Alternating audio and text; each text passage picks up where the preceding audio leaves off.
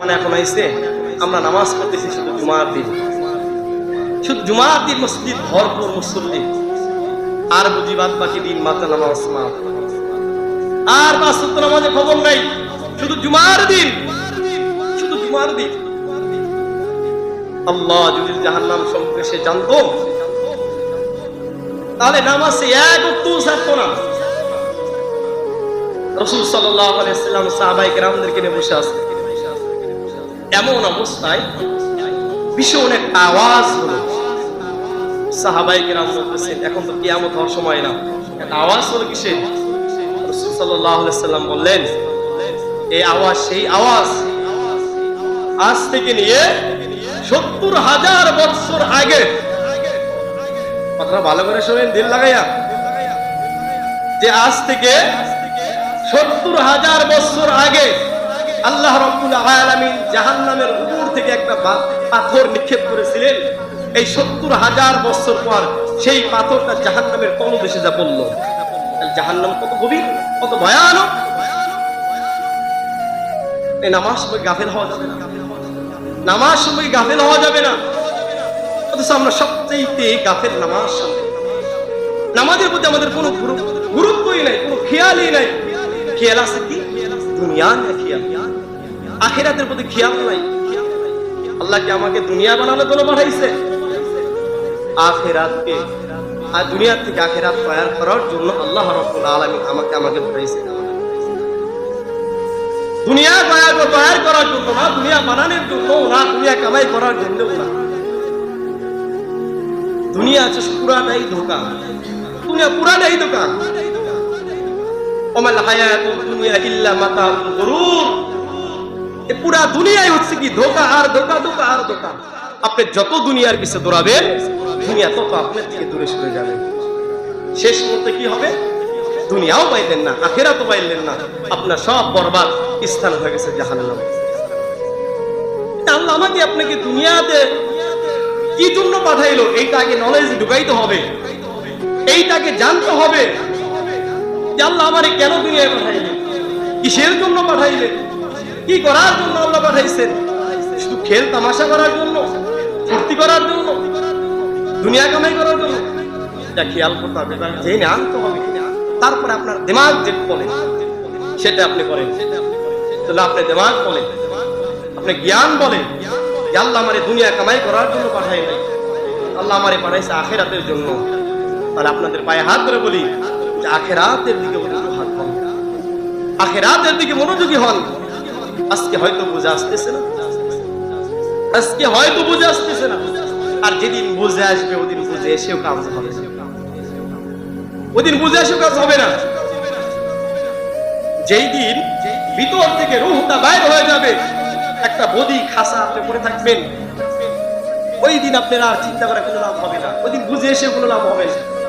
আজকে মুসলমান, বড় দুঃখের বিষয়, মুসলমানের ঘরে জন্ম, বাপদাদা 14 গোষ্ঠী মুসলমান, নাম তো শুধু মুসলমান, কিন্তু কাম পুরাই ইহুদি নাসারাদের মতো। মাত্র এই দুনিয়ার থেকে বিশাল লম্বা একটা জিন্দেগি তৈরি করার জন্য। দুনিয়া কি চিরস্থায়ী? দুনিয়া হচ্ছে ক্ষণস্থায়ী, আখিরাত চিরস্থায়ী, যেখানে শুরু আছে শেষ নাই, যেখানে শুরু আছে শেষ নাই। দুনিয়ার শুরু আছে এক সময় শেষ আছে। যেমন দুনিয়ার আগুনের ভিতরে যদি কেউ পড়ে, ওই ব্যক্তি এক সময় কষ্ট পাইতে পাইতে পাইতে পাইতে মারা যাবে। এই আগুন থেকে সে বাঁচবে, আর মরার পরে তার কষ্ট অনুভব হচ্ছে। কিন্তু জাহান্নামের আগুনের ভিতরে যদি ফালায়, ওই আগুনের ভিতরে যে জ্বলবে, পুড়বে আর শাস্তি ভোগ করবে, ওখানে কিন্তু আর মৃত্যু হবে না। কেননা আল্লাহ রাব্বুল আলামিন মৃত নামক বস্তুকে একদম কুরবান করে দিয়েছে, আর মৃত হবে না। এই জন্য আল্লাহ তাআলা কি বলেন? ওয়াত্তাকু ইয়াওমান তুরজাউনা ফীহি ইলাল্লাহ। তোমরা ওই দিনকে ভয় করো। কোন দিন? কি? যেই দিন তোমার আমাল, তোমার আকল সম্পর্কে আল্লাহ তাআলা রাব্বুল আলামিনের দরবারে হিসাব দিতে হবে। কোন দিনকে আল্লাহ তাআলা ভয় করার কথা বলছে? যেই দিন তোমার আকল, তোমার ইবাদত সম্পর্কে, তোমার আমাল সম্পর্কে আল্লাহ রাব্বুল আলামিনের সামনে হিসাব দিতে হবে। আর হিসাব না দেওয়া পর্যন্ত চুল পরিমাণ জায়গাও নড়তে পারবে না। বাহাদুরি যতই দুনিয়ায় দেখাও না কেন, বাহাদুরি একদিন সব শেষ হয়ে যাবে। তিনি পাঠাইছে এই জন্যই তুমি এখান থেকে মেহনত করবে, এখান থেকে পরিশ্রম করবা, এখান থেকে কষ্ট করবা, লম্বা একটা জিন্দিগিতে সুখ করবা, যেই জিন্দিগির শুরু আছে শেষ নাই, যেই জিন্দিগিতে কোনো আর কষ্ট নাই। যদি তুমি সফলতা অর্জন করে যাইতে পারো, জান্নাতে কষ্ট আছে, জান্নাতে কোনো কষ্ট নাই। মন যা বলবে, মন যা চাইবে সঙ্গে সঙ্গে হয়ে যাবে। দুনিয়ায় কোনো ভালো মন্দ খাইতে চাইলে আগে অন্যের বাড়িতে মেহনত করে অর্থ উপার্জন করতে হয়, তারপরে বাড়িতে আইনা রান্না করে মেহনত করে খাইতে হয়। কিন্তু জান্নাতের ভিতরে কোনো মেহনত নাই। মনে মনে ভাবছে আল্লাহ দুনিয়াতে দেখছি বড় লোকেরা বড় বড় মাছ খাইছে, বড় লোকেরা এরকম দামি দামি খাবার খাইছে, হয়তো নদীর ওই বড় মাছটা খাইছে। আল্লাহ আমার মন এতখানি মনে মনে কল্পনা করছে, আল্লাহ রাব্বুল আলামিন সঙ্গে সঙ্গে পুরো মাছটাই গুনাহ করে তার সামনে খাইছে। দেখতে সম্ভব না আছে বাথরুম, না আছে কোনো কামাই কাজের হাজত, কোনো টেনশন নাই, কোনো পেরেশান নাই, শুধু ভোগ বিলাসিতা আদায় করার জায়গা হচ্ছে জান্নাত। শুধু জান্নাত ভোগ বিলাসিতা আদায় করা, সে মন যা চাইবে তাই হবে। এই দুনিয়ার থেকে ওই জিনিসটা আমাকে আপনাকে অর্জন করে নিয়ে যেতে হবে। আর যদি ওই জিনিসটা অর্জন না করি তাহলে আমাদের জন্য রয়েছে অনন্ত অনধিকাল জাহান্নাম। এই কথা বলছি, তোমরা ওই দিনকে ভয় করো যেই দিন তোমাদের আমল সম্পর্কে আল্লাহর দরবারে পেশ করবে, হিসাব দিতে হবে। আজকে আমরা কি করতেছি সন্তানের জন্য? আজকে যে আয়াত আমার বিষয় অন্য, সেটা শিখিয়েছিলাম আমরা অন্য বিষয়, কিন্তু নামাজ সম্পর্কে এসে গেছে যে আসলে আমরা দুনিয়ার ভিতরে আসি, কত বড় গাফেল হয়ে আসি। নামাজের প্রতি গুরুত্ব নাই, ইবাদতের প্রতি গুরুত্ব নাই, আল্লাহর ভয়টাই আমাদের অন্তরের ভিতরে নেই। অথচ আল্লাহ কোরআনে কারীমে বহু জায়গায় বলে ওয়াত্তাকুল্লাহ ওয়াত্তাকুল্লাহ, আমি আল্লাহ তাআলাকে ভয় করি। বহু জায়গায় আল্লাহ তাআলা বলেছেন। কিন্তু আমাদের অন্তরের ভিতরে ভয় থাকতো, হয়তো আপনি বলতেন ভয় আছে, হুজুর আপনি কি বলেন? আমাদের অন্তরে অবশ্যই ভয় আছে। যদি ভয় থাকতো জীবনেও নামাজ কামাই দিতেন, জীবনেও মানুষের ক্ষতি করতেন না, জীবনেও মানুষের উপর জুলুম করতেন না, মানুষকে অত্যাচার করতেন না, আল্লাহর হুকুম ছাড়া তো দূরের কথা কখনো করতেন। কারণ আমার অন্তরের ভিতরে ভয় নাই। দুনিয়ার সমস্ত মহাব্বত যে অন্তর হয়ে গেছে, কি হয়েছে? বালরানা আলা কুলুবি, কলতে এমন কালো হওয়া হয়েছে, এমন ময়লা ভরা হয়েছে যে ভালো কথা যতই শুনি ভিতরে আর প্রবেশ করে না। এই কান দিয়ে শুনি না, ওই কান দিয়ে মারা গেছে। কেন না? যেখানে আপনার একটা কলসি অথবা একটা পাতিল যদি ভরা থাকে, এই পাতিলের ভিতরে আরো কিছু ঢোকা কি সম্ভব? ঢোকাতে পারবেন? একটা কলসি চাউল দ্বারা ভরা আছে, ওই কলসির ভিতরে কি আরো কিছু ঢোকাতে পারবেন? কেন ঢোকাতে পারে? কলসিটা ভরা, কলবটা তো গুনাহ দ্বারা ভরপুর হয়ে গেছে। এই কলবে কেমনে ভালো কথা প্রবেশ করবে?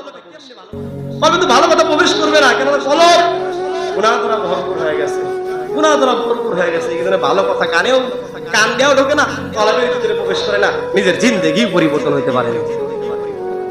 জিন্দেগি পরিবর্তন বানাইতে চাইলে মাঝে মধ্যে যে পাশে যেতে হবে, বোঝেন নাই? এই যে কবরস্থান, এক সময় কিন্তু এরাও আমাদের মতোই ছিল না? এরাও আমাদের মধ্যে জীবিত ছিল। এরাও দুনিয়াতে কত রং তামাশা দেখছে, কত খেলধুল করছে, কত রং তামাশা করছে, কত বাহাদুরি দেখাইছে, কত দাপট দেখাইছে। ওই তাদের কাছে ওই যে নীরব, একদম নিস্তব্ধ হয়ে আছে। যান ডাক্তার দেখেন আওয়াজ আসে, আসবে কোন আওয়াজ? কোন আওয়াজ আসবে না, একদম নিস্তব্ধ হয়ে আছে। তার কলিজা আগুন ধরা দিলে, তার কলিজা সাপে চিবাইও ফেলে, চিৎকার করলে দুনিয়ায় কারো ক্ষমতা নাই এই আওয়াজ আছে? এখানে আমাকে আপনাকে যাইতে হবে ওই জায়গায়। মাঝে মধ্যে যদি দুনিয়াকে ছাড়তে চাই, আখিরাত ধরতে চাই, মাঝে মধ্যে কবরস্থানে যাওয়া, মাঝে মধ্যে মৃত্যুকে স্মরণ করা, তাহলে আমি আপনি দুনিয়া ছাড়ব। তো কি বলতেছিলাম? এই দুনিয়ার মহব্বত আমাদের ভিতরে কেন আইছে? এই জন্য আইছে যে আমাদের অন্তরের ভিতরে ছেলের মহব্বত এসে গেছে, স্ত্রীর মহব্বত এসে গেছে, পিতা মাতার মহব্বত এসে গেছে, আত্মীয়স্বজনের মহব্বত এসে গেছে, দুনিয়ার মহব্বত এসে গেছে। সব মহব্বত আমাদের অন্তরের ভিতরে এসে ধরা পড়ছে। এখন বেমালুম আখিরাতকে ভুলে গেছি। আল্লাহ জানে এর এক সময় এরকম হবে। 1450 বছর আগে আল্লাহ বলছেন, ইয়াউমা ফিরুল মারউ মিন আখি ওয়া উম্মিহি ওয়া আবি ওয়া সাহিবাতিহি ওয়া বানিহি। ওই আগের আয়াত সত্য হয়ে যাবো না ফিরিল্লাহ। আল্লাহ বলে ওই দিনকে ভয় করে। কোন দিন? যেই দিন ইয়াউমা ফিরুল মারউ মিন আখি, যেই দিন কেউ কারো উপকারে আসবে না। ভাই আমার উপকারে আসবে না, বোন আমার উপকারে আসবে না, আমার মা, আমার সন্তান, কেউ আমার উপকারে আসবে, কেউ আসবে না। একটা ঘটনা হাদিসে একটা ঘটনা এসেছে যে এক ব্যক্তি, গতকালই ছাত্রদের নসিহতে শোনাইছে যে এক ব্যক্তি একটা নেকির জন্য জান্নাতে যাইতে পারতেছে। কয়টা নেকি? একটা নেকির জন্য। তো আল্লাহ বলছে তোমার যে আত্মীয়স্বজন যারা আছে তাদের একটা নেকি সংগ্রহ করো।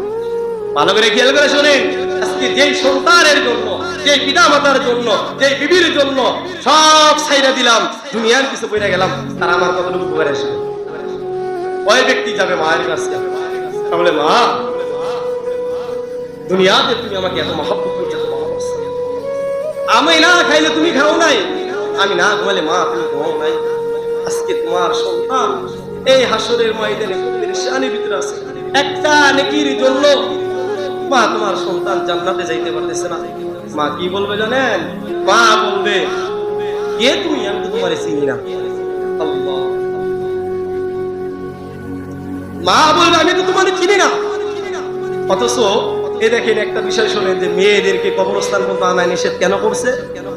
যে একটা বাবা তার সন্তানকে কবরের ভিতরে রাখিয়া কবর থেকে উঠতে পারবে, কিন্তু একটা মা সে যদি সন্তানকে কবরের ভিতরে নামার লাশ নামার দেখার জন্য নামে, সেই মা আর জীবিত হয়ে উঠতে পারবে না।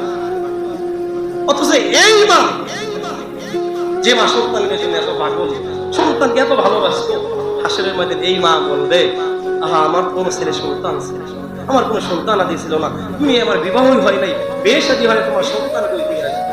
আহা মা অস্বীকার করে বলেছে। যা স্ত্রীর কাছে স্ত্রী অস্বীকার করবে, ভাইয়ের কাছে ভাই অস্বীকার করবে, বোনের কাছে বোন অস্বীকার করবে, বন্ধুর কাছে বন্ধু অস্বীকার করবে, কেউ দেবে না। আমাকে আপনাকে এই দুনিয়া ছেড়ে যাবে, সময় শেষ। আল্লাহ রাব্বুল আলামিন যে কথা বললাম আমাকে এবং প্রত্যেককে এই কথা বলার আমল করার তৌফিক দান করুন। আসসালামু আলাইকুম ওয়া রাহমাতুল্লাহ।